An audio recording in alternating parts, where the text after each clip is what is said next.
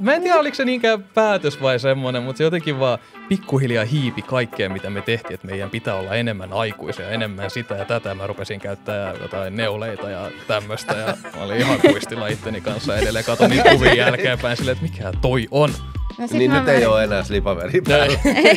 Sitten tämän vaiheen jälkeen mulla tuli violetit hiukset ja sitten Otto rupesi ottaa tatuointeja. Sitten me niinku palattiin normaaliin. Mentiin silleen full circle, että oli semmoinen outo välivaihe siinä. Niin että sitten palattiin, että okei, eikö tämä on vaan tämmöinen, että niinku ihan turha mä yritän olla mitään muuta. Toi on Marja. Toi on Jukka. Ja tän tarjoaa Pikkujätti. Iina ja Otto Hyttinen sai hetken kahdenkeskistä aikaa ja he tulivat tietenkin lasten kasvattamiin. Ihanaa. Kiitos kutsusta. Kiitos, kiva olla. Iina, sä oot palkittu vuoden blogivaikuttaja, sä oot jakanut teidän perheen elämää siis 13 vuotta jo. Kyllä. Kaikelle kansalle. Ja teidän lapset on 3, 7, 11 ja 13-vuotiaat. Näin on. Eli ihan suurperhe. Kyllä. Virallisesti. Kyllä. Joo. Jos miettii siis, te olitte silloin, Iina sä olit 22 päivää vaille teiniäiti, kun esikoinen syntyi. Jep. Otto oli vuoden vanhempi. Niin jos mietitte sitä 13 vuoden takasta lähtötilannetta, niin millaisia tyyppejä te olitte silloin? Oltiin voittamattomia. Niin siltä se silloin ainakin tuntui. Niin, se on just, ei ollut semmoista niinku ahdinkoa ja kuolemanpelkoa kehittynyt vielä. Me oltiin vaan sille, että tämä onnistuu. Niinpä, ei meitä stressannut mikään. Kaikki oli mahtavaa. Mä olin ainakin siis silloin ihan keskenkasvunen vielä. Niin mekin. Joo, ehdottomasti. Siis, ei musta edelleenkään tunnu aikuiselta, niin voin vaan kuvitella, että miten se oli sitten silloin. Miten te olitte? Mistä se tuli, että te vaan uskalsitte? Ensinnäkin se, että päätitte pitää lapsen.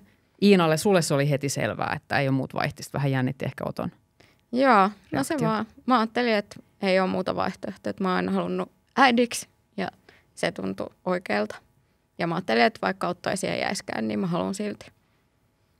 Siis sulla oli aina se, että sä niin kuin, nimenomaan aina halusit perheen. Niin. Mä en koskaan tiennyt silleen kiinni, että kyllä mä olin aina hyvin tullut lasten kanssa toimeen ja mä niitä teini-ikäisenä itse asiassa tein lapsenvahtikeikkojakin paljon, että mä olin hyvä lasten kanssa. Että jotenkin se kuitenkin tuntui luonnolliselta se päätös, että mä jään tähän rinnalle. Tuntuuko silloin, että on parempi, tai tuntuuko nykyään, että oli parempi muiden lasten kanssa kuin mitä on tänä päivänä omien kanssa? En mä tiedä. Mä olin lasten mielestä varmaan ihan kiva lastenhoitaja, mutta en tiedä, oliko niiden vanhemmat sitten samaa mieltä. Ja sä vaan pelasit niiden kanssa. Mutta sä sanoit tuossa Otto, että ei ollut sellaista niinku kuoleman pelkoa. Onko lapset tuonut jonkun sellaisen erilaisen kuin huolen tai jonkun maailmankatsomuksen? Kyllä se varmaan johtuu lapsistakin. Et silloin oli vaan just niin nuoria voittamaton, kaikki onnistuu ja on vaan terästä. Mutta jotenkin, tiedätkö, kyllä se varmasti lapsetkin vaikuttaa, mutta ehkä se ikääntyminenkin sitten, että nähnyt maailmaa enemmän ja tullut semmoinen, että asiat voi mennä pieleen ja tälleen. En nyt osaa sille yksiselitteisesti paikantaa, että mikä sen aiheutti, mutta... Toi nuoruus kuulostaa kyllä ihan, mä samaistun siihen, että tuntuu, että on terästä ja kuolematon ja ai että nämä kolotukset tänä päivänä, kun aamusta lapset hyppää päälle, ai varo sitä, varo tota. Herää aamulla silleen mua särkee. Mutta ihan, mä mietin itteeni niinku 2-30-vuotiaana. Mä olin siis 32-vuotias, kun mä sain ekan lapsen ja mulla on 5 lasta. Nykyään, mä mietin itseäni 2-30-vuotiaana, niin mä en olisi missään nimessä ollut silloin vielä valmis isäksi tai perheeseen. Niin olitteko te? No ei me varmaan niinku etukäteen oltu, mutta sitten kun lapsi syntyi, niin mitäpä siinä voi muutakaan tehdä. Että kyllä me sitten kehityttiin siinä ja kasvettiin samalla. Siis kyllä me parhaamme tehtiin sille etukäteen ja selviteltiin asioita, hommattiin valmiiksi asioita, mutta kun eihän sitä tiennyt yhtään millaista se on oikeasti.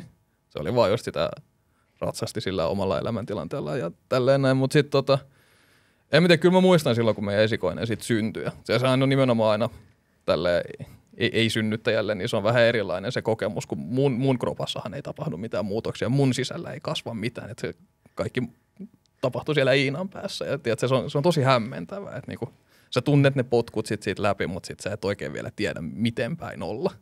Et et tiedä, oot sä valmis. Mutta kyllä mä muistan, kun meidän esikoinen syntyi ja pölähti maailmaan, niin mulla tuli niin valtava tunteen purkaa. Se tuli semmoinen välitön rakkaus ja välitön semmoinen, tiedätkö, että mä oon valmis kuolemaan tämän ihmisen takia, että niinku, tässä on mun kaikki. Niin kyllä sitä hyvin nopeasti varmaan sitten tolla valmistui siihen touhuun. Niin konkretisoituiko se sulla siinä vaiheessa, kun se lapsi tuli ulos vai siinä vaiheessa, kun kuulit, että... Siinä vaiheessa, kun se lapsi tuli ulos nimenomaan.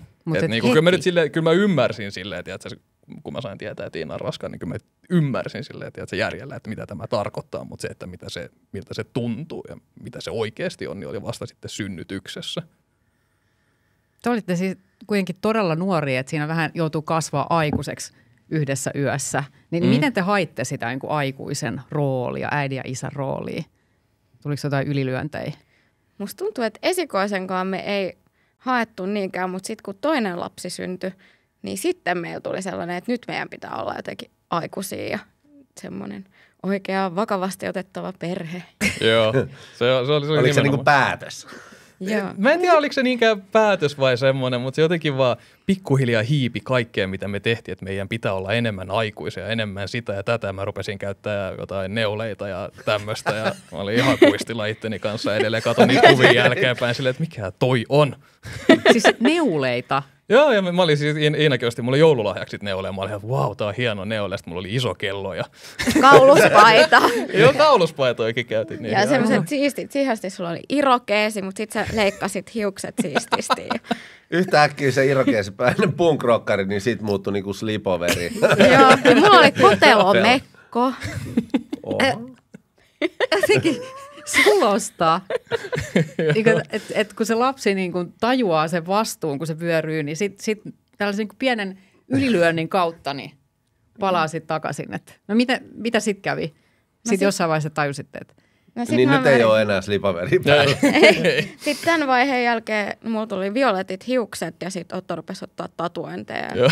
Sitten me niinku palattiin normaaliin. Mentiin silleen full circle. Tämä oli semmoinen outo välivaihe siinä. Niin että sitten palattiin, että okei, eikö tämä ole vaan tämmöinen, että niinku ihan turha mä yritän olla mitään muuta. Mistä se tuli se tarve sellaiseen? Kai siinä oli joku näyttämisen tarve, kun musta tuntui, että just tokan jälkeen niin tuli semmoinen, että meitä ei oteta vakavasti tai vastaavaa, jos me ollaan mitä me ollaan. Ja joista oli ehkä se nuori ikä. Ja ei oikein osaa sanoa, että mikä sen aiheutti, mutta... Niin, varmaan just sitten mullakin alkoi olla ehkä enemmän yleisöä silleen, niin tuli semmoinen, että meidän pitää nyt tehdä kaikki oikein ja olla sellaisia. Niin aikamoinen ulkopuolinen paine. Niin. Mikä on tietysti kaikilla vanhemmilla ja nykyään on niin paljon tietoa saatavilla, mutta sitten teille erityisesti, kun jakaa sitä koko ajan. Niin. Kuvaa arjesta ulospäin. Niinpä.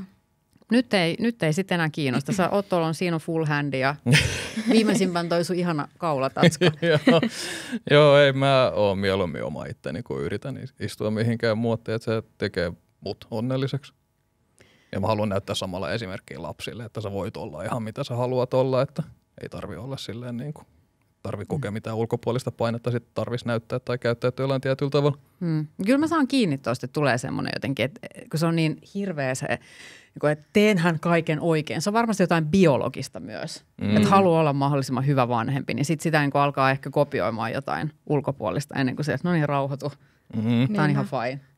Niin, ja kun ei ole varmaan, saan mä kiinni siitä ja se niin kuin, kun ei ole, on myöskin ihan vielä niin kuin NS-lapsi itsekin silloin parikymppisenä, että ei ole ehkä niin paljon elettyä elämää semmoista kokemusta ja kerennyt ajatteleekaan asioita ja sitten tulee yhtäkkiä tällainen hirveä vastuu ja ulkopuolinen paine, niin siinä voi olla aika niin kuin lukossakin, että miten meidän pitäisi olla. Niinpä. Ja sitten esikoisenkaan me ei niinku alkuun otettu mitään paineita mistään. Me ajateltiin, että me tehdään ihan miten me halutaan, mutta sitten kun just rupesi tulemaan niitä ulkopuolisia mielipiteitä, niin sitten ehkä siitä tuli vähän se tarve, että no sitten tokankaan tehdään kaikki niin kuin pitäisi. Mutta mistä ne tuli ne mielipiteet? No just vaikka blogin kommenteista ja näin. Ei nyt keltään läheisiltä mitään. Minkälaisia ne oli? No vaikka, että pitäisi imettää 2-vuotiaaksi asti tai... Siis yleisesti just ottaa vaan kaikkea. Niin, nukkua perhepedissä ja ei saa olla pois enempää tunteja lapsen luota kuin mitä hänellä on kuukausia ikää ja nämä kaikki mitä. Kiintymysvanhemmuus. Joo, siis semmoisia mitä edelleen kuulee, mutta silloin jotenkin ne vaan kolahti sit siinä vaiheessa. Ja sehän oli iso ilmiö se sellainen niin kuin äärilaitaan viety ajatus siitä, että pitää koko ajan olla siinä lapsen vierellä, että sitten se kiintymyssuhde heti jotenkin murenee. Niinpä. Vähän semmoinen ääri-ilmiö. Niin noin. Mutta mä katsoin sun Marja Hintikka-showta silloin ja se oli kyllä hyvä semmoinen tabujen murtaja. Joo, meillä lähti ajatus siitä, että studion pitää näyttää baarilta. Se oli ihan sairaan hieno. Siitähän se idea sitten Siitähän lähti. se. Siis hetkonen, tuliko Marja Hintikka-showsta tämä vakavoituminen ja slipoveri? Ei kun siitä tuli ne violetit hiukset. Yes. Kiitos, paras palaute ikinä. Oli hienot ne violetit. Hyttiset ymmärsivät, slipoveri voi polttaa. Joo. Joo. Hei, mä haluaisin palata vielä sinne vuoden 2011, vai oliko se 2010 alkuun? 11. Oliko se Niin se 11? Se oli se uuden uuden- vuoden aatto siinä Niin. niiden välissä. Te olitte just suurin piirtein silloin tavannut Joo. ekaa kertaa. Ja sitten 8 kuukautta myöhemmin sä olit raskaan. Ei vaan syntyi. Syntyi, aivan. Eli Päivä. miten tämä siis tämä raskautuminen nyt tapahtui? Nopeasti. Niin kuin Jukka, että mikä Jukka muisteli biologian kirjaa, että kauas se sikiön kehitys oli. Niin. Meidän esikoinen syntyi siis. Kuukauden etuajassa. Tai kuukauden ennen laskettua aikaa, niin siten se onnistuu. Mutta siis jotain detaljeja, mitä silloin tapahtui silloin uuden vuoden? Mitä tämä raskautuminen ja avatkaa vähän.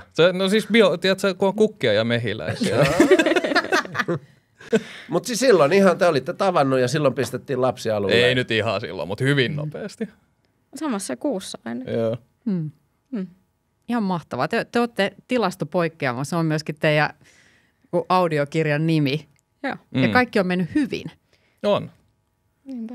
Et usein tällaiset tarinat, niin ne niin kuin halutaan kuulla tai nähdään, että ne menee jotenkin silleen, kaikki menee niin kuin kaaoksiksi ja pieleen, mutta siinä te olette ja Joo, kaikki on siis ihanasti. Siis kyllä me ymmärretään, että miten niinku tilastollisesti epätodennäköistä tämän koko homman onnistuminen oli, mutta tässä me ollaan. Ja mä ainakin ajattelen, että se, että meillä on noin outo tarina, niin se on meidän perheelle ollut tosi hyvä. Että jotenkin kaikki on loksahtanut hyvin paikalleen. Ja Joo. Toi on jotenkin tosi ihanaa ja siis söpöä myös, että kaikki on mennyt hyvin. Ja mun mielestä kertoo ehkä vähän tästä maailmasta, että kuinka kyyninen se on, että ei teidän pitäisi olla tässä. niin. Joo, samaa mietin. No, mitä te ajattelette, millaista kasvua tämä on vaatinut, että asiat on mennyt näin? No, paha sanoa, mitä se on vaatinut. Siis valtavaa. Toki, että kyllähän niin kuin, siis silloin kun me tavattiin Iinan kanssa, niin ihan meidän suhteen alkuvaiheella, niin me asuttiin Iinan kanssa yhdessä mun 10-neliöisessä soluhuoneessa, jonne Iina muutti silleen vahingossa. Niin. Et niin kuin jos mietitään, että siitä pisteestä pitäisi niin kuin vanhemmaksi lähteä, niin kyllähän siinä on aika paljon tapahtunut. Niinpä. Mutta meillä oli tosi kova halu onnistua Joo. ja sitten meillä oli kummallakin ollut tosi vaikeaa ennen kuin me tavattiin. Niin jotenkin me löydettiin toisistamme semmoinen niinku turva ja rauha, että oli hyvä olla ja sitten me haluttiin vaan pitää siitä kiinni. Just näin. Niin te olette molemmat niin kuin joutunut kohtaan liian vaikeita asioita liian nuorena. Joo. Kertokaa vähän. Haluatko aloittaa? Mutta aloitan. No, kun mä olin 14, niin mun äiti sairastui tosi vakavasti ja hän sai aivoinfarktin ja molemminpuolisen keuhkoveritulpan. Ja sitten kun mun äiti on yksinhuoltaja, niin mä olin ja mä oon myös ainoa lapsi, niin olin aika yksin ja jouduin ottaa paljon vastuuta. Sitten mun äiti myös masentui vaikeasti ja menetti liikuntakyvyn moneksi vuodeksi. Ja sitten mä jouduin aika paljon hoitaa semmoisia aikuisten asioita jo nuorempana. Niin menikö teidän roolit vähän toisinpäin, että susta tuli tavallaan äiti sun äidille? Joo, ja näin se on kyllä vieläkin silleen, että äiti soittaa mulle, kun sitä huolettaa joku asia ja sitten mä autan sitä. Mutta näin se vaan on. Joo. Mutta mulla on kuitenkin vielä äiti. Joo, niin. Ja eikö hän ole nyt lasten kanssa? On. Että asiat on sillä mennyt. Kyllä. On. Mitä se oli ennen sitä se elämä äitin kanssa, ennen kuin se oli kuitenkin dramaattinen muutos siihen? Hän oli yksinhuoltaja, mutta olitte tosi läheisiä. Ja... Joo, että ennen sitä meillä oli tosi hyvä elämä yhdessä ja me oltiin just muutettu Ouluun, missä meidän sukulaiset asuu ja äiti just lupaili mulle, että jos me nyt muutetaan Ouluun, niin sit sä pääset kerran vuodessa ulkomaille ja saat isomman kuukausirahan ja sitten ostettiin auto, mitä meillä ei ole koskaan ollut ja elämä oli aivan ihanaa ne varsinkin ne ekat 3 kuukautta, kun asuttiin Oulussa ja sitten äiti sairastui. Sitten se oli tosi iso muutos kyllä kaikkeen. Hieno kuulla, kuinka niin kuin tämmöistä valtavista elämän myllerryksistä ja muutoksista, niin sä oot selvinnyt ja mennyt eteenpäin aina sillä niin kuin omalla toiminnalla, että tänä päivänäkin tässä. Tuommoista on niin kuin lapsuudessa kautta nuoruudessa tapahtunut, sitten kuitenkin tosi nuori äiti ja siinä on päätetty, mennään eteenpäin ja kasvettu, että on kaikki hyvin ja onnellisesti tässä. Kiitos. Mutta on tässä kyllä ollut niinku tuurilla iso merkitys, että jos en olisi tavannut Ottoa, niin sitten varmaan ei olisi mennyt ihan näin hyvin asiat. Niin, sulki oli valtava menetys niin kuin samoihin aikoihin. Joo, no mun äiti kuoli syöpään, kun mä olin 18. Joo. Piti oikein just, kun mä ikinä muista kukaan minkä ikäinen. Mutta mulla on niinku siihen asti ollut semmoinen niinku verrattain normaali lapsuus. Toki mä olin ala-asteella pahasti koulukiusattu, mutta kotona oli aina hyvä olla ja siellä oli semmoinen tuki ja turva ja perhe oli niinku kaikki kaikessa ja sitten yhtäkkiä niinku, kun mutsi kuoli, niin sitten vähän muuttui, kun tuli vaan semmoinen niinku semmoinen kaiken valtava paha olo ja tälleen. Ja sitten mä muutin nopeasti kotota, kun ei enää ollut hyvä olla ja kaikki meni vähän hakemiseksi ja ei ollut töitä ja kaverit oli kaikki intissä. Ja sitten mä muutin vähäksi aikaa kotiin ja sitten mä muutin taas pois sieltä, kun mä olin niin kuistilla kaikesta ja en oikein puhunut kenellekään mistään. Ja onneksi tapasin sitten Iina. Ja sitten mä laitoin sut puhumaan. Joo. Niin onko niin, että sä oot opettanut Oton puhumaan? Joo. Ehdottomasti. Iina oppi hyvin aikaisin, että okei, tämä on tämmöinen kaveri, että jos sillä on paha olla, niin se ei sano mitään, mutta se kyllä oppi huomaamaan sen. Mutta sitten se vaan ties mistä nappuloista painaa. Ja alkuun se oli just sitä, että mä saatoin silleen viikon parikin patoa jotain pahaa oloa, kunnes Iina sitten sai se ikään kuin kaivettua ulos. Mutta sitten vuosi vuodelta tämä aika on lyhentynyt parhaimmillaan. Se saa sen musta nykyään tunnissa ulos. Että on tämä kehittynyt. Vau, mihin tämä vielä meneekään tämä ennätys. Minkälaisia piirteitä sitten Iinasta näkyy niissä lapsissa? Jos ne tuppisuut on niin sanotusti Ottoja, niin mikä se toinen puoli? Sieltä löytyy kyllä semmoista papupataa, että voi jos. Musta tuntuu, että sä oot nyt enemmän papupata nykyään kuin minä. Joo, itse asiassa mä tässä viime kuukausina, että mä oon koko elämäni ollut silleen, että mä en tykkää puhua ihmisille ja tällainen, että ihmiset on hanurista ja tällainen.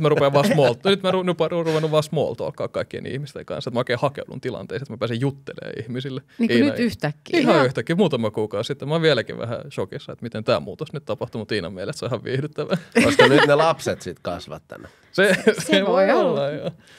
No mä vaan niinku just Iina saata niinku alulle ja sitten lapset hoitaa homman loppuun. Kyllä. Te olette tavallaan ollut koko aikuisikäinen lasten kasvattamia. No aina ollut siinä. Et muistatteko te edes aikuisuutta ilman heitä? Ei meillä ollut aikuisuutta ilman lapsia. Niin. Me oltiin kyllä ihan lapsia. Ei, mä ramppasin baareissa ja pelasin videopelejä. Että niinku ennen lapsia. Ei se niinku, ei oikein ollut mitään. Niin. Mutta oliko teillä jotain suunnitelmia, että millaista elämää te mietitte, että tuutte elämään? Ja sitten kävikin näin? Ei. Meillä ei ollut minkäänlaista suuntaa kummallakaan. Me oltiin ihan hukassa. Sitten tuli lapsi ja sitten me saatiin niinku suuntaa elämälle. Mä joskus ala-asteella olin päättänyt, että mä haluan lentää hävittäjiä. Se oli niinku ainoa kerta, kun mä muistan, että mulla olisi oikeasti ollut joku. Ja mä olin niihin aikoihin sitten niinku yläasteella ja mä pärjäsin ihan hyvin koulussa. Sitten jotenkin vaan. Ehkä se oli semmoinen. Musta tulee isona astronautti sitten kuitenkin. Niin. Mutta kuulostaa vähän niin kuin toi sitten pelastanut toinen toisenne. Ehdottomasti. Ja sitten lapset pelasti teidät. Niin, kyllä. Se. Mä en olisi missään niin kuin fiksussa hommassa ilman Iinaa ja lapsi. Ei ihan suoraan sano. Niin missä sä olisit? En osaa sanoa. Ei mulla ollut mitään drivea. Mä olin, koulu ei kiinnostanut, työt ei kiinnostanut. Mä vaan olin ja pyörin. Ja mä tiedä, ehkä olin mä Mäkkärissä töissä. Ja olisin mä ehkä joskus saanut itseäni niskasta kiinni. Ehkä. Mutta se vaikutti kuitenkin äidin kuoleman siellä taustalla silleen, että susta tuli tosi välinpitämätön ja oikein millään ei ollut mitään väliä. Joo, mä ehdottomasti. Lukiokin meni silleen, että vaikka mä yleisesti ottaen aina pitänyt itseäni ihan fiksuna ja tällä, niin jotenkin se laiskuus ja sitten se välinpitämättömyys vaan tuli, että monet opettajat sääli mua ja siinä tuli semmoinen, niin kuin, että niin kauan kun mä en häiritse tunneilla ja on läsnä, niin se on ihan sama, mitä mä teen siellä, että opiskelenko mä vain, että ne päästään mut kursseista läpi. Ja just silleen, että mä 11 vuotta tein IT-alan hommia, mulla on verrattain hyvä laskupää, mutta ylioppilaskirjoituksissa kirjoitin lyhyen matikan ja 1 piste vähemmän, niin se olisi ollut hylätty. Kun ei vaan niin kuin ollut sitä motivaatiota mihinkään. Mä lähdin sitten lukion jälkeen, mä olin vaan silleen, että mä haluan muuttaa himasta, mä lähdin varastohommiin. Että se oli niin kuin, se oli ehkä se ainoa tavoite, mikä mulla alun perin oli, että mä haluan pois kotoa, että mä haluan oman elämän. Niin kuulostaa, että tavallaan, että sun semmoinen elämänpalo oli täysin sammunut. Joo. Että ei ollut mitään niin kuin intressiä mihinkään. Ei minkään muotoista. Mä olin sitten jossain vaiheessa, oli semmoinen tilanne, että mä asuin, kaikki kaverit oli Intis, mä asuin yksin Keravalla 5,5 vuotta. Ja elelin säästöillä, mitä nyt ei hirveästi mennyt, kun mä istuin vaan kotona pelaamassa WoWia. Se oli mun elämä. Ja söit pakastepizzaa joka päivä. Joo, mun ruokavalio oli pakastepizza ja kokis aika pitkälti. 5,5 vuotta. Mä oon niinku yllättynyt, että siitä ei tullut niinku sen suurempia terveydellisiä haittoja. Ja nyt te jaoitte just ihanan salaattiohjeen, mikä menee saman tien kokeiluun. Eli te niin kun kerrotte ihmisille ruokavinkkejä ja reseptejä. Niin tästä on menty pikku harppaus. On tässä jotain kasvua tapahtunut. Kyllä. Joo, aika moista. No mitä, jos te mietitte tätä teidän tarinaa, sitten hirveästi puhutaan siitä, että ihmiset ei uskalla haaveilla lapsista tai varsinkaan isosta perheestä, kun sitten tuntuu, että kaikki ei olekaan enää mahdollista. Ja tuntuu, että teillä on mennyt ihan toisinpäin. Että tavallaan lasten myötä kaikesta tuli mahdollista. Niin. Joo. Mä luulen, että siinä on just se, että me ei keretty kokeilla, että millaista se elämä aikuisena just on ilman lapsia. Ja sitten me kuitenkin haluttiin tehdä kivoja asioita myös aikuisena. Niin sitten me ollaan vaan tehty niitä lasten kanssa. No just tämä. En mä koe, että lapset estä. Lapset muuttaa asioita, mutta ei ne estä tekemästä asioita. Me ollaan käyty niitä toisella puolella maapalloa. Miksi te halusitte näin monta lasta? Ne on kivoja. Ja siis, jos lähdetään ihan tälle keittiöpsykologin tasolle, niin Iinalla varmaan osittain se, että se oli itse ainoa lapsi ja jäi yksin. Ja ei sitten halua, että omat lapset joutuisi koskaan siihen tilanteeseen, että ne olisi yksin. Että just silleen, että jos meille nyt kävisi jotain, niin niillä on sentään toisensa. Niinpä. Mulla taas mä oon 3 lapsesta vanhin, niin mulla on luontaista silleen, että on lapsia. Tai on sisaruksia, että se niin. Tuntuu vaan loogiselta. Vai ootte sitten vaan kasannut kaaoksen jälkeen, että kun nuoruus ja elämä ja yhteen ja suoraan vauva siihen ja sitten meillä on tässä pari jo suhteellisen toimivaa lasta, niin pistetään lisää vielä. Joo, näin on. Just näin. Ei mun mielestä mun mielestä vanhemmuus on niinku Iinan rinnalla parasta, mitä mulla on tapahtunut ja mä nautin siitä. Siis mä olin 2 nuorimman kanssa hoitovapaallakin itse, tai kun vihdoinkin tuli ikään kuin mahdollisuus siihen. Niinpä. Että silloin silloin kun ekat 2 syntyi, niin mä tein niin paljon töitä, että ei ikään kuin ollut sitä vaihtoehtoa, mutta nyt oli. Sitten mä olin se, että mä jään kotiin, mutta hei, tää on oikeasti kiva. Ja kyllähän siitä aina kun uudesta vauvasta saa sellaista drivea. Juu. Niin saa. Joo, kyllä mä oon huomannut, että aina kun on tullut uusi vauva, niin sitten on menty silleen vähän elämässä eteenpäin, saavutettu joku uusi etappi, mistä on haaveiltu. Mikä oli viimeisin? No varmaan nyt toi talo. Että kyllä me silloin jo ennen kuin odotettiin 4 lasta, niin me tai silloin nostettiin toi asunto, mutta silloin oli jo vähän semmoinen haave kuitenkin siitä lapsesta. Joo, kyllä se. Ja itse asiassa mun on pakko tunnustaa, että se, että me sitten perustettiin lopulta yhteinen yritys, niin siitä on myös osittain kiittäminen meidän nuorinta. Että olisiko sitä uskaltanut tehdä ilman sitä niin konkreettista tunnetta, minkä se lapsi toi? Ei varmaan. Ja siis se oli niin kuin monen tekijän summa, mutta sillä oli varmasti oma vaikutuksensa. Onpa hienoa kuulla, että kun jotkut saattaa kuvitella niin, että kun se lapsi tulee, niin ei halua ottaa uutta tai isoa siihen niin kuin muuta mukaan, koska tietää, että se lapsi muuttaa dynamiikkaa perheessä ja niin kuin tavallaan tuo lisää taas tekemistä. mutta että se on teillä toiminut sekin toisinpäin, että se on toiminut niin kuin rohkaisijana ja varmistajana sit siihen, että nyt on aika mennä eteenpäin elämässä ja talo ja yritys. Ja. Niin. Me ollaan huomattu, että kun tekee kaiken päinvastoin kuin pitäisi, niin se on aika hyvä taktiikka elämässä. Mä oon kanssa koittanut kivetä perse edellä puuhun, mutta siitä ei lähinnä tullut kuollutta kipeäksi. Mutta kyllä että se toimii. Ei siis, mutta meillä on hyvin tämmöinen kyllä, että kaikki tehdään vähän vääräisiä. Mä olin aika 8 vuotta IT-alalla hommissa. Sitten mä kävin hommaa tutkinnoista. Mä pikkuhiljaa lopetin ne hommat. Että hetkonen, ei tämä niin näin kuulunut mennä. Joo. Mutta eihän tässä ole yhtä muottia annettu meille, että näin se pitää aina niin kuin tehdä. Ja se tässä on mun mielestä just kaunista ja teidän tarina on niin kuin hieno todiste siitä, että ei tarvitse tehdä niin kuin muut, vaan just niin kuin haluaa. No just tai niin. mikä se tilanne on, kunhan siinä vaan niin kuin on asioiden päällä.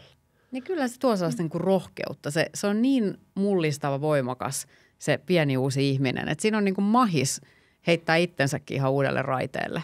Niin on. On. Se on just näin. Jos miettii niin kuin 20-vuotiaana, 30-vuotiaana saada vauva, niin kuin lisää lapsia, niin mikä ero siinä on? Muuta kuin, että valvominen ei ole yhtä helppoa ehkä. No joo, ei. No siis toi.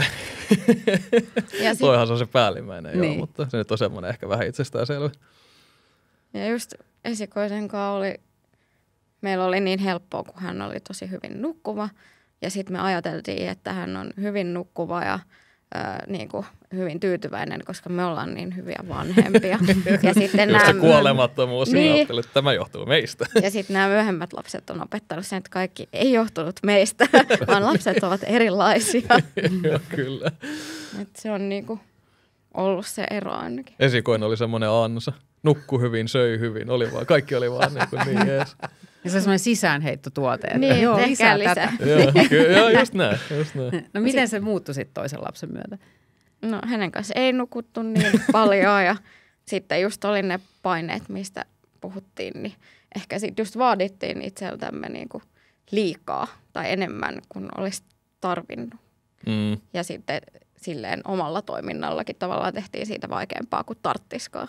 Ja sitten 3. ja 4. kanssa sitten taas on niinku löytynyt ehkä semmoinen kultainen keskitie, että osaa tehdä asiat silleen, että on itsellä hyvä olla ja ei tarvitse miettiä yhtään, että mitä muut ajattelee mistään. Oliko se niinku huolen määrä? Miten se muuttui siinä? Tai 20 ja 30? Saako se 30 ja pyöriä siellä niin kuin miten lystää ja tiesi, että se nyt menee tuossa sivussa vai? Ei ihan, mutta kyllä siinä vähän tuli myös semmoinen, että osittain se iän tuoma itsevarmuus, osittain se, että on ollut vanhempi jo niin pitkään, että tulee semmoinen olo, että kyllä mä nyt jotain tiedän, mitä mä teen. Että aika monta vuotta kuitenkin, jos laskee niin kuin lasten iät yhteensä, niin on semmoista niin kuin kokemusta vanhemmuudesta. Niin ehkä siinä tulee semmoinen, että okei, esikoinenkin on jo niin kuin ton ikäinen ja siitä tuli ihan fiksu ja kiva, niin en mä nyt ole niin kuin kaikkea paskonut silloin. Niin. Siis se on paras itsevarmuusboosti, että on oikeasti isoja lapsia, koska tietää, että noistakin tuli ihan hyviä, että kyllä mä osaan tämän.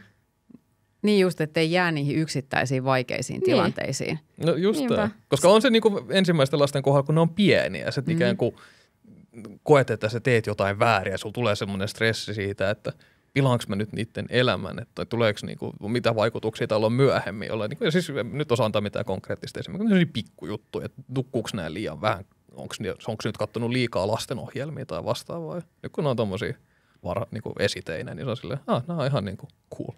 En mä niinku pilannut niitä ainakaan vielä. Se yksi liian pitkä teletappisessio ei pilannutkaan lasta. Yes. Juuri tämä.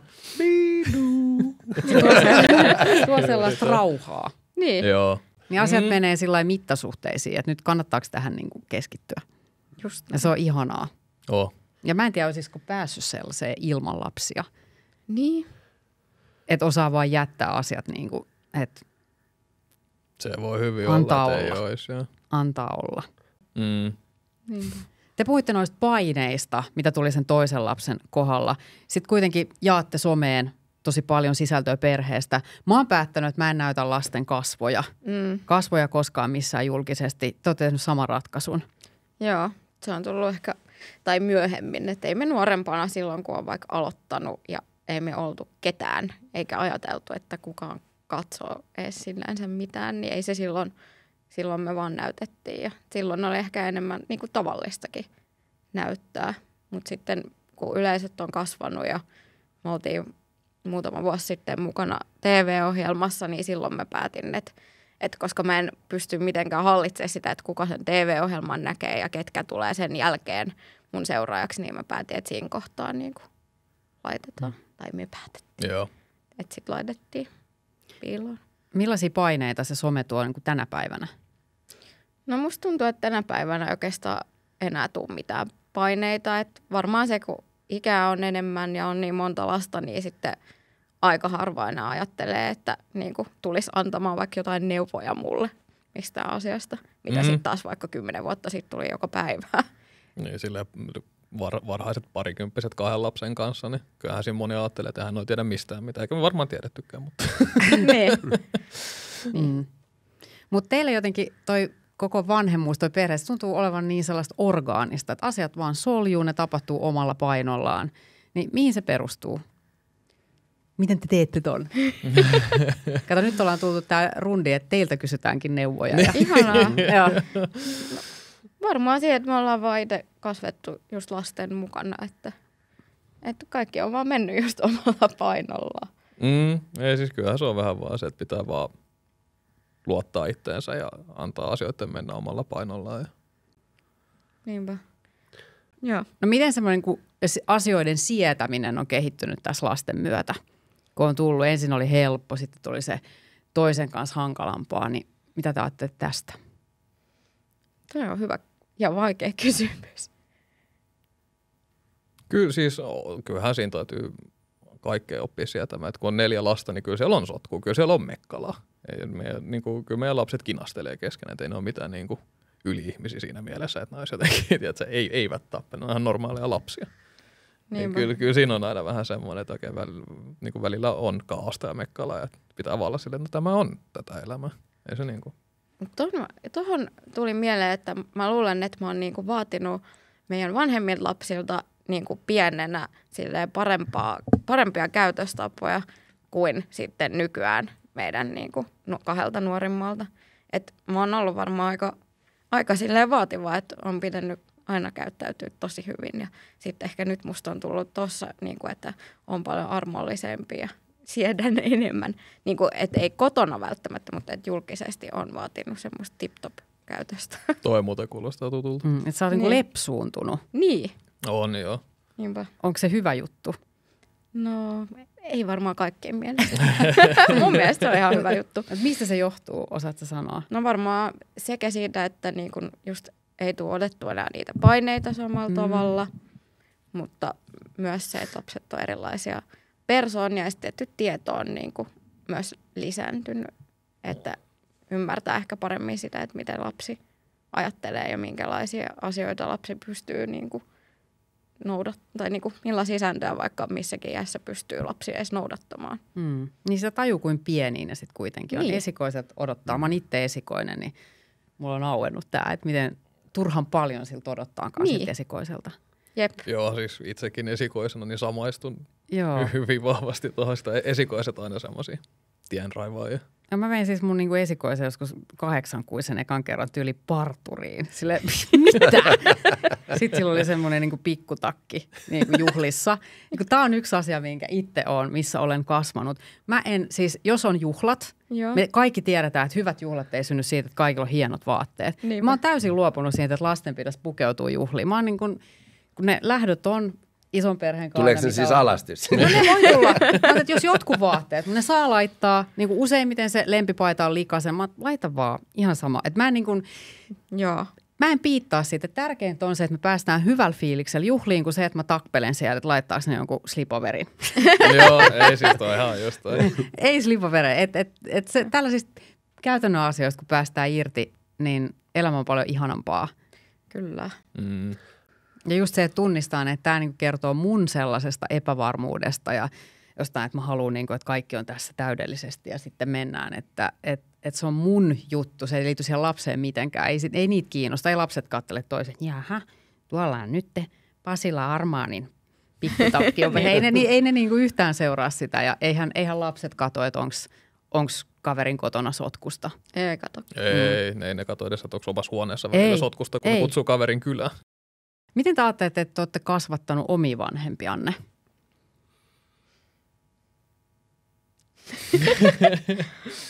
No, mä luulen, että mä oon opettanut äidille ainakin semmoista positiivisuutta, että tämä äiti sanoikin tuossa vähän aikaa yhdessä haastattelussa, että hän on oppinut multa sen, että ei tarvitse aina ekana ajatella negatiivisesti, vaan voi ajatella vaikka neutraalisti tai sitten ihan positiivisesti, että jos jotain tapahtuu elämässä tai kun hänellä on ollut vähän semmoinen negatiivinen suhtautuminen. Joo. Miltä se tuntui, kun hän sanoi noin? No, tosi hyvältä, koska harvoin tulee, tai pitäisi useamminkin jutella oikeasti vanhempien kanssa, kysyä jotain tollasta, koska kyllähän siitä tuli tosi hyvä fiilis. Mutta ei mulla ainakaan arjessa tuo äidiltä kysytty, että no, mitä sä oot oppinut multa? Niin. Siinähän olisi varmasti kaikille itse asiassa vähän kysyttävää. Niin. Ei siis mä rupesin kanssa miettimään, että olisi oikeasti ihan kiva kysyä, että niinku, hei, mitä mä oon opettanut sulle, jolta omat faijalta. Niin. Eikö mennyt niin, että sä et edes hänelle uskaltanut kertoa Iinan raskaudesta? Joo, en. Meillä oli just sen jälkeen, kun me Tuliko se niinku yllätyksenä, että tässä on nyt vauva? Siis lähestulkoot, joo. Se oli just sen meidän äitin kuoleman jälkeen ja tälleen, ja kaikki oli vähän häslinkiä, ja me ei oikein sille oltu puheenväleissä, että niinku, ehkä sille satunnaisesti saattoi soittaa jostain käytännön asiasta, mutta sekin oli silleen niinku kuukausien välein. Me ei hirveästi oltu tekemisissä siinä, ja sitten sit mä en vaan jotenkin, en tiedä, enkö halunnut, enkö uskaltanut, mistä oli oikein kyse. En niin kuin vaan saanut sanottua meidän faijalle, että joo, että hänestä tulee kohti isoisä. Sitten ihan raskauden loppuvaiheella niin Iina oli silleen, että mä soitan nyt sun iskelle. Se oli musta vaan niin outoa, koska mun koko suku odotti meidän vauvaa ja he ties kaikesta ja puhuttiin avoimesti. Ja sitten, että Oton perheelle ei ollut edes mitään hajua, että on tulossa vauva. Niin sitten mä soitin Oton iskelle, että mä en ole koskaan siis tavannut häntä. Enkä sekin puhunut. vielä. Niin, en ollut puhunut. Tiesikö Oton isä, että Otolla on niin kuin tyttöystävä tai tuleva lasta? Mä en muista ainakaan, että tiesikö vai eikö tiennyt. Mä ainakin esittelin, että moi tässä on Iina, että mä oon Oton tyttöystävää. Mä ajattelin, että mun pitäisi soittaa sulle ja kertoa, että meillä on tulossa vauva. Miten hän otti sen? Miten se meni? No hän oli vähän sitten muistaakseni semmoinen hiljainen, että okei, saisinko mä puhua Oton kanssa? Sitten se lätkäsee mulle puhelimen kouraan. Mä en muista enää mitään, sen jälkeen mä en varmaan shokkiin. Joo, näin se meni. Kyllä se oli aika jännittävää soittaa, sydän hakkas vaan. Kyllä mä luulen, että te olette kasvattanut teidän vanhempia aika paljonkin. Voi vähän semmoinen fiilis on. Ja musta tuntuu, että Saattais teidän olla. lapsi on teitäkin kasvattanut aika paljon ennen kuin se on edes tullut maailmaan. Niin se on niin kuin mullistanut. Se voi hyvin olla, joo, mutta nykyään siis hänkin on isosti osa heidän elämää. Ja tälleen, että ei ihan yhtä usein nähdä just kuin Iinan äiti, joka on semmoinen hyvin klassinen mummuhahmo. Niin. Semmoinen, tiedätkö, että sinne voi vaan mennä ja tälleen, että mun faija enemmän. Sitten semmoinen vähän samankaltainen kuin mun oma isoisä oli mulle, että niinku on semmoista niinku rakkautta, mutta sitten samaa semmoista kunnioitusta ja vähän semmoista, tiedätkö, että on semmoinen virallisempi taho ehkä. Niin. Olisi, mitä mä parhaiten kuvailen. Ja varmaan siinä on varmaan tätä sukupolvea kanssa Joo. tulee niin eri lähtökohdista. Joo, Niin. se voi hyvin olla jo. Näettekö te, että lapset olisi muuttanut kuin teidän suhteita omiin vanhempiin? Aivan varmasti. Joo, varsinkin ehkä sulla niin kuin paljon läheisemmäksi. Ja näin. No just näin, koska siis siinä vaiheessa, kun sä sille soitit, niin se oli hiina, että oliko sitä suhdetta olemassa. Niin. Ja sitten kuitenkin nykyään on läheiset ja lämpimät välit. Just näin. Mikä ihanaa. No. Mm. Ja nykyään siis se oli just silleen, että niinku, jos miettii mistä lähti, niin nykyään se on sitä, että se kerran vaan soitti ihan muutama viikko sitten, että sopiiko, että hän tulee käymään, että hän pyöräilee täältä töistä, mutta anna palaa vaan, me grillataan, haluatko? Niin, on se jotain kehitystä ollut. Jos te mietitte teidän omaa lapsuutta, niin mitä asioita siellä on sellaisia juttuja, mitä te ette halua toistaa kuin omassa perhe-elämässä? Meillä oltiin vähän huonoin puhuma. Ihan oikeasti. Koska mä muistan silleen, kun meidän porukat sitten me oltiin teini-ikäisiä broidin kanssa ja sisko oli sitten, mulla on 10 vuotta nuorempi pikkusisko, niin hän nyt ei oikein ymmärtänyt asioita, mutta kun porukat istutti meidät alas ja kertoi silleen, että äitillä on tämä sairaus ja tälleen näin, niin me oltiin vaan silleen, okei. Sitten ne just niinku oikein oli se, että onko teillä mitään, mitä te haluatte kysyä, ne oli niinku selittänyt, että miten se on edennyt ja mikä on tilanne ja tällainen hyvin faktapohjaisesti ja me oltiin silleen, ei meillä on mitään. Sitten me vaan niinku käveltiin omiin huoneisiimme ja uppouduttiin omiin maailmoihin vähän ehkä käsittelemään sitä, mutta oli just tämä, kun meillä ei silleen ollut sitä, että niinku puhuttiin niin paljon tunteista ja tälleen näin silleen. Ainakaan niin paljon kuin mitä Iina nyt. Mä ajattelin, että se on normaalia silloin ja varmasti onkin monelle, mutta mulla on henkisesti niin paljon parempi olla tässä tilanteessa, että missä oikeasti puhutaan asioista ja tunteista ja tälleen näin, niin sitä en halua ikään kuin sitten viedä eteenpäin. Aiot pysyäkin siis papupatana, tunteiden papupatana tästä edespäin. Ehdottomasti. Ennemmin näyttää ennen kuin piilottelee, niin siitä tulee itselle vaan paha olo.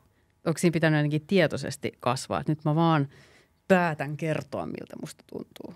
No siis onhan se aina välillä, koska mä oon edelleen vähän semmoinen, että jos mua on tapahtunut jotain tai mua vaivaa joku asia, niin mun pitää itse eka vähän prosessoida sitä ennen kuin mä osaan edes pukea sen sanoiksi. En mä tiedä, johtuuko se tästä kaksikielisyydestä tai mistä, mutta ei ikinä ymmärrä edes, mistä mä puhun, jos mä liian nopeasti avaan sulle. Mä en osaa tiedä, niinku tarpeeksi hyvin ikään kuin selittää sitä, että mikä on, koska sit siinä voi tulla jotain väärinkäsityksiä. Mutta kyllä ehdottomasti pitää puhua. Mä luulen, että on aika monella. Koska kuitenkin se semmoinen puhumattomuuden kulttuuri, se on myös niin suomalaista jotenkin. Ja ehkä liittyy tämän kansan historiaan, on ollut niin raskaita vaiheita, että siitä on tullut semmoinen sukupolvelta toiselle menevä juttu, että parempi vaan olla hiljaa. Niin. Että on liian hankalia asioita, joista puhumalla ei selviä. Niin kuin biisissäkin lauletaan. Niin ehkä tässä ollaan joku sillä tavalla pioneerijengi, että tavallaan pysähdytään sen asian äärelle, että kyllä, ja päätetään muuttaa se, niin kuin säkin oot tehnyt. No just näin. Murros siitä, että muutetaan tämä koko katajainen kansa tällaiseksi papupatailijaksi. Joo, kyllä. Oliko teidän kotona jotain sellaista, mitä sä päätit, että tässä mä kasvan toiseen suuntaan? No varmaan se, että jonkun verran mun äiti on tai aika paljonkin niinku huutanut mulle, kun mä olen lapsi. Vaikka se on ihan normaalia, mä tiedän, että monessa perheessä sitä tapahtuu, niin se oli semmoinen asia, minkä mä oon niinku päättänyt, että mä en halua huutaa ollenkaan. Onko se onnistunut? On. Mutta mä luulen, että siihen on myös vaikuttanut se, että silloin kun me oltiin just nuorempia ja vaikka liikuttiin julkisesti jossain ja sitten kuitenkin oli se blogi ja tiesi, että osa ihmisistä tunnistaa. Paljon tultiin vaikka juttelemaan jossain metrossa, kun olin lasten kanssa. Niin sitten on ollut aina semmoinen fiilis myös, että mä en niinku voi julkisesti menettää malttia. Että mulla ei ole mahdollisuutta siihen, koska niinku sitten olisi ollut kaikki keskustelut. Tai se liittyy just niihin paineisiin. Mä ajattelin, että mulla ei ole mahdollista tehdä niin, koska mä en tiedä, mitä siitä sitten seuraisi. Ja sitten se on vaan niinku opettanut ratkaisemaan niitä tilanteita toisella tavalla. Mitä sä teet silloin, kun sulla nousee sitten se semmoinen ragemutsi-vaihde? No mä vaan hengitän ja sitten mä tavallaan niin kuin ulkoistan itteni siitä tilanteesta ja mietin, miten joku ammattilainen nyt ratkaisisi tämän. Ja sitten mä muistelen, mitä mun pitäisi tässä tehdä ja sitten mä vaan toimin niin. Ja sitten kun se tilanne on ohi, niin sitten mä oon otolle silleen, että herra jumala, kun se veti levyksiä litiksessä. Ja niin. Ihan toisaalta niin paineessa syntyy timanttia, että on ne ulkoiset paineet, niin sit sä et ole huutanut. Suomen ainoa huutamaton mutsi, Iina Hyttinen, in the house. Sen verran mä oon oppinut armollisuutta, että kyllä sitä saa vähän kääntä korottaakin. Niin ja siis saa, eikä siinä ole oikeasti mitään pahaa mun mielestä, että jos joku tekee niin, mutta jotenkin se on vaan niin kuin jäänyt, koska silloin nuorempana mä ajattelin, että mulla ei ole, koska mä olin nuori ja mun piti olla tosi hyvä vanhempi, ettei mua tuomita. Tai näin mä tunsin. Ja sitten, koska mä oon silloin sen opetellut, niin en mä myöhemmin siitä on vaan niinku tullut semmoinen toimintatapa. Ja onhan se hyvä, koska ei siitä huutamisesta mitään iloista seuraa. Tai ei se Ei. auta Niin, mihinkään. Niin, ei ei siis- siitä ole hyötyä. Ei välttämättä haittaakaan, mutta ei Niin. siitä hyötyä. Niin se purkaa ehkä sen oman tunteen, mutta Niin. ei se sitä lasta auta mitenkään. Niin. Ja onhan siinä muutenkin iso ero, että onko kyse niinku siitä, että vähän nostaa volyymiä vai siinä, että niinku oikeasti vaan huutaa sille, mikä ei aiheuta niinku pahimmassa tapauksessa mitään muuta kuin sen, että se lapsi alkaa pelkäämään. Se on niinku, Niin. niinku että jos on vaan semmoista, tiedätkö, silmitöntä raivonvaltaista karjumista. Niinpä. Mä jotenkin koen sen, että onhan meillekin huudettu ja me ollaan ihan ok. Niin. Että kyllähän ne nyt sen kestää ja se on ihan hyväkin nähdä, että joskus vähän purskuu yli. Kun Arman Aliset sanoo, että tulivuorta ei voi padota. Se Niin. jossain vaiheessa roiskahtaa. Että mun mielestä semmoinen inhimillisyys tähän, niin sitä mä oon ainakin oppinut tosi paljon, että kyllä ne lapset sitten pärjää. Ei ne siihen Niin. kuole. Ja No, kuulen tässä, ehdottomasti. että sinä huudat, mutta sä myös varmasti pyydät anteeksi. Niinpä. Pyydän ehdottomasti. En mä nyt ihan hirveästi niillä huuda, mutta kyllä varmasti on tilanteita, että jossain vaiheessa hermostuu. Tai sitten joku Niin. ulkopuolinen paine vaikuttaa siihen, että saattaa tulla ylilyöntejä, niin kuin kaikilla tulee. Kaikki mokaa. Ja sitten, että jos yrittää liian niin kuin pitää itseensä niin tosi korkeisiin standardeihin, niin sitten sitä helposti tyrehdyttää jotain muutakin. Niin kyllä mä haluan ainakin, että ihmisiä tässä vaan ollaan ja se pitää lastenkin nähdä. Ja siihen ne on mut opettanut. On, ja siis toi on ehdottomasti, tai siis nimenomaan niin kuin sä sanoit, niin ylilyöntejä tapahtuu kaikella. Välillä tulee, tiedätkö, tehty lasta kohtaan väärin, mutta siinäkin tilanteessa me sitten koetaan, että on tärkeää, että niin kuin pyytää lapselta anteeksi. Se, niin kuin se sanoo sen, että niin kuin tämä ja tämä ei ollut oikein tästä ja tästä syystä, koska sekin on kasvattamista, koska sitten ne näkee myös sen, että, tiedätkö, että okei, tässä on niin kuin, se välittää ja se rakkauden ja se selittää sen tilanteen. Ja just se, että vanhemmatkin mokaa. Mutta jos teidän pitäisi sanoa jotain niille 2011 kaiken tämän alussa oleville tyypeille, teille, niin mitä sanoisitte? Mä sanoisin varmaan vaan, että ottakaa rennosti, kaikki menee hyvin. Ei siis just toi, luota ittees. Ei se niinku, en mä osaa sen, mä en oo mitenkään opiskellut mitään lasten psykologiaa tai kasvatusta tai mitään, mutta että pitää vaan oikeasti luottaa itteensä ja tehdä niinku itse parhaaksi, näkee oikeasti pyrkiä siihen, että tekee hyvin. Hyvä sit tulee. Ehkä tärkeämpi, jos puhuu niille 2013 Iinalle ja Otolle, jolla oli se toinen lapsi. Niitä mä sanoisin, että ottakaa nyt se Lopeta! neule pois päältä. Slipoverin Vekka. Ottaa slipaverin pois. Joo. Ei, niin. Mutta jos jotain käytännön tasoa, niin noita baby wipes. Ne on niinku, ne tuli mun elämään vasta lasten myötä ja oi että ne ja niitä mä rakastan. Ja, siis mä oon parhaassa tapauksessa ottanut maalitahran pois seinästä niillä, siis niinku kuivunutta maalia. Aivan älyttömiä. Joo, siis niillähän voi siivota koko kämpän. Joo, käytännössä. ei, siis se on just semmoinen, mitä mä aina, jos nykyään, kun nyt alkaa vihdoinkin olla kaverit siinä ja sä et ne on ruvennut saamaan lapsia tälleen hyvällä viiveellä, mutta ne, en mä rupea niitä liikaa neuvoa, mutta mä sanon vaan, että homma on baby wipes, niin kiität itseäsi niinku myöhemmin. Niin. Saa kyllä miettiä, että mitä se ainesosa, mitä niissä on, koska ne todellakin puhdistaa. Öljytahroista lähtien. Ihan kaikki lähtee sille hellävarainen. Miten? Mikä taikatemppu tämä on? Toi 2011. Haluan palata siihen sen verran, että miten sä kerroit sitten Otolle, että sä oot raskaana? Joo.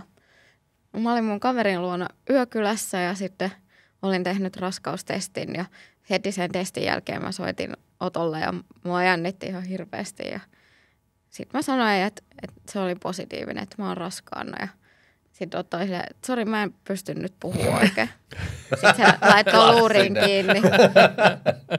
Ja sitten mä olin silleen, että okei, että no niin, se meni sitten siinä, että ei se halunnutkaan olla meidän kanssa. Ja sitten parin tunnin päästä Otto soitti, että se oli Aleppan kassalla. Mä olin kaverin just kun mä kanssa soitin. liikenteessä ja kaupassa käymässä. Mä olisin kassalla.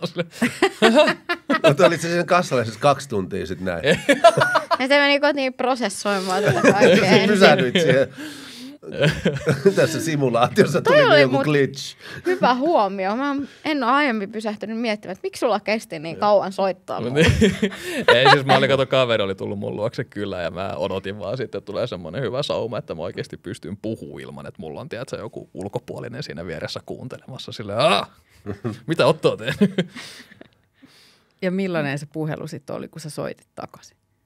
No se oli ihan Sitten sä sanoit, että ei ole mitään hätää ja ollaan tässä yhdessä ja että ei se ole menossa mihinkään. Sitä mä sanoin alussa, että en mä ole menossa mihinkään. Mihinkään en mennyt. Et niin. Ja se puhelu muutti kaiken. Niin. Sitten heittäydyitte lasten kasvattamiksi. Olette tänään tässä noin onnellisena ja yhtenäisenä porukkana. Kyllä. Mä aina fiilistelen, että jos mä olisin lapsi ja mun pitäisi valita tästä maasta vanhemmat, niin mä ottaisin ehkä teidät. Eikä. Kiitos. Toi on isoin kohteliaisuus ikinä. Kiitos. Sitten on jotenkin niin semmoinen kuin aito hyvä meininki. Ihanasti sanottu. Joo. Ja siis kiitos, toi tuntuu hyvältä, koska se, että mä oon faija on aika vahvasti mun identiteettiä nykyään. Niin kiva, että mä muidenkin mielestä teen asioita oikein. Mutta mitähän teille käy sitten, kun lapset lentää pesästä, kun se on niin iso osa teitä? Mä vedän jonkun slipoverin päälle. Mä tiedän, sitten me lähdetään varmaan kiertämään maailmaa pakulla. Joo, se on itse asiassa semmoinen. Siinä on yksi, niin kun mä oon oppinut taas haaveilemaan. Tossa on yksi semmoinen, että mä haluan niin retkipakoja oikeasti lähteä silleen kiertää pitkäksi aikaa maailmaa. Että se on semmoinen bucket list, että sitten joskus, kun ainakin enemmistö lapsista on muuttanut jo kotot. Mitä sä tarkoitat, että sä oot oppinut haaveilemaan? No kun ei vaan tiedä, että sä ollut mitään tulevaisuuden suunnitelmia. Mä olisin mennä kotiin pelaamaan silloin nuorena.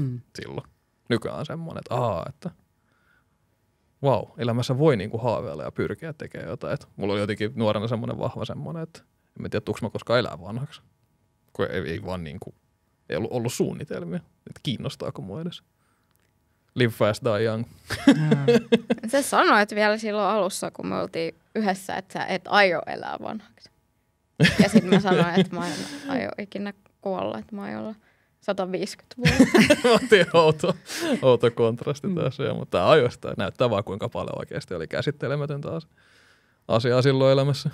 Mutta on aika mieletöntä, että lapset on tuonut sulle kyvyn haaveilla, kun rakentaa unelmia. Sehän on aivan älytöntä.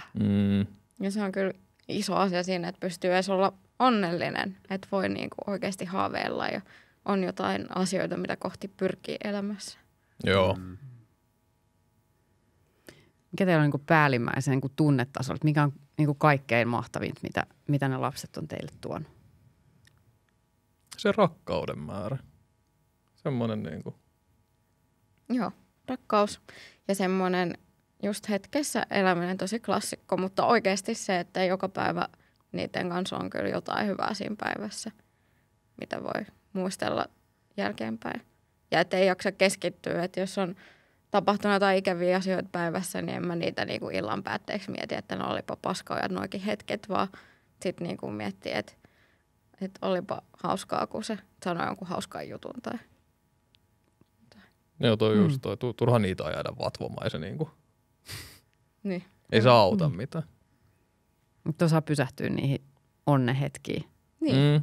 Toi on ihana. Arvostaa ja olla kiitollinen niistä. Just näin. Juuri näin. Ja koska ne ei ole itsestäänselviä ikinä. Se, että, tai kummatkin me ollaan nähty se, että kaikki voi muuttua yhtenä päivänä vaan. Ja sitten mikään ei ole niin kuin ennen, niin pitää olla oikeasti kiitollinen siitä ihan tavallisesta. Että on lasten kanssa aivan tavallista tylsää arkeen, niin se on niin kuin parasta, mitä voi olla. Niin se on ollut iso niin kuin muistuttaja ja voimavara siinä, että nautitaan tästä nyt. Joo, just näin. Ja toi on muuten se, mikä tulee teistä kanssa, semmoinen niin kuin kyky kiitollisuuteen. Ihmiset kirjoittaa hikipäässä kiitollisuuspäiväkirjoja, niin te jotenkin tarvitte, asutte siinä kiitollisuudessa. Joo, ei sen, me ei oteta mitään itsestäänselvyyteen, ei olla koskaan otettu, niin sitten kun on asiat hyvin ja kivasti, niin kyllä sitä osaa arvostaa. Joo. Kiitos. Toi oli tosi hyvä loppu. Kiitos. Ei siinä ollut mitään lisättävää. Joo.